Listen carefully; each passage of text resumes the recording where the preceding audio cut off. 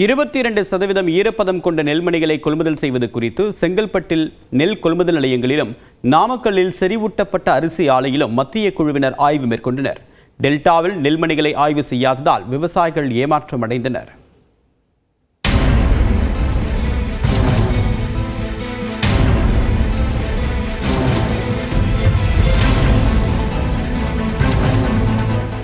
தமிழ்நாட்டில் வடகிழக்கு பருவமழை தீவிரமடைந்து வரும் நிலையில் பல இடங்களில் அறுவடை செய்யப்பட்டு வைக்கப்பட்டுள்ள நெல்மணிகள் ஈரமடைந்தன.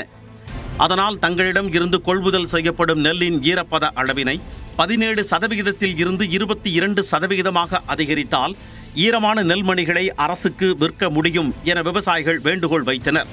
இதுகுறித்து மத்திய அரசுக்கு தமிழ்நாடு அரசும் கோரிக்கை விடுத்த நிலையில் அது பற்றி ஆய்வு செய்ய 3 குழுக்களை மத்திய அரசு நியமித்தது.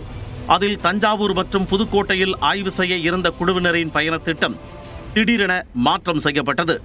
அதன்படி ராகுல் சர்மா தலைமையிலான 10 பேர் கொண்ட குழுவினர் நாமக்கல்லில் செறிவூட்டப்பட்ட அரிசி ஆலைகளில் ஆய்வு செய்தனர். அப்போது ஆலைகளில் அரிசி இருப்பு, பொது விநியோக திட்டத்திற்கு எத்தனை மூட்டைகள் அனுப்பப்படுகின்றன என்பன உள்ளிட்ட விவரங்களை சேகரித்தனர். இதேபோல் மற்றொரு குழு செங்கல்பட்டு மாவட்டம் கீழப்பாக்கம் நெல் கொள்முதல் நிலையத்தில் ஆய்வு மேற்கொண்டனர்.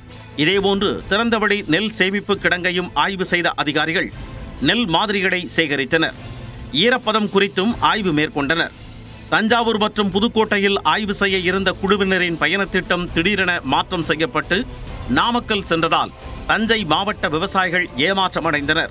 பிரீமியம் கட்டியிருக்கோங்க, கிராப் இன்சூரன்ஸ் கட்டியிருக்கோம், சாகுபடி பண்ணியிருக்கோம், 10 லட்சம் உற்பத்தியை கூட்டியிருக்கோம் இந்த வருஷம். அதுக்கான நன்மை எங்களுக்கு கிடைக்கிறதுக்கு மத்திய குழு சிபாரிசு பண்ணதை எதிர்பார்க்கிறோம். இந்த விவசாயி அங்க வெயிட் பண்ணிட்டு இருக்காங்க.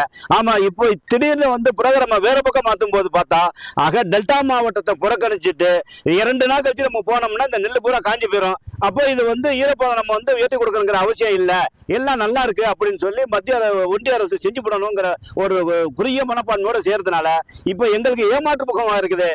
இந்நிலையில் இன்று முதல் டெல்டா பகுதிகளில் ஆய்வு செய்ய உள்ள மத்திய குழுவினர் திருச்சி மற்றும் புதுக்கோட்டையில் நெல் கொள்முதல் நிலையங்கள் மற்றும் மழையால் பாதிக்கப்பட்ட விவசாய நிலங்களை பார்வையிட உள்ளனர்.